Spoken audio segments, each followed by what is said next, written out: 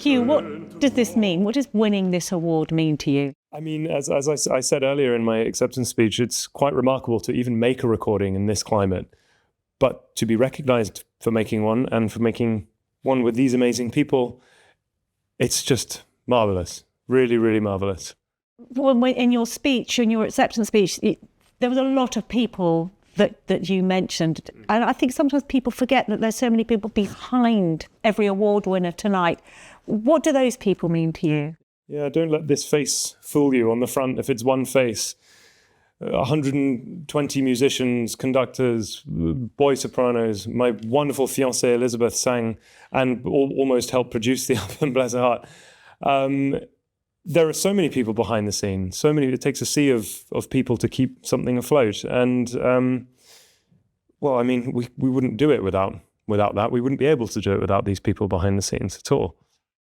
And you grew up in a very musical family, but what gave you that, I don't know, that sort of, that moment to think, do you know what, this is what I'm going to do. This is what I want to do for a living? I'll tell you that when I find out. I'm still not sure. The love of exploring the depths of my humanity, of collaborating with other people, with finding out about other people's shared interests and possible shared traumas and shared life. Really, we're all individual people, but we are connected with our history and with our humanity.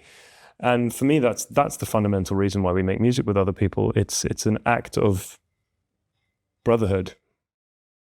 And it's not always an easy world for young people. What would you say to somebody, to encourage a young person to actually just go out there and go for it? It's not an easy world for young people, post-COVID especially. Be true to yourself, be true to what you want to achieve. We have a very big problem, I think, in a way, of people wanting to be one thing in this world. Don't do that. Please, don't do that. Be yourself. Be true to who you are. Be true to your music. Let your music find truth within yourself. Let the text of the people you sing, I'm speaking to singers, let the text of the compositions you sing speak true to the words that would echo in your reason to be alive.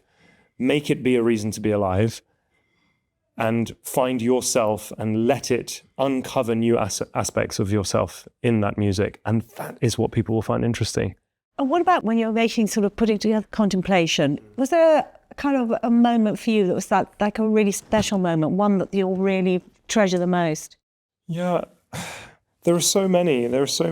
When we were recording the Mahler, for example, Ben and I were just weeping. Not out of any sadness or anything like this. It was a shared experience of an understanding of a fragile life. And I think most artists, most musicians, most people, let's be honest, most people have that connection.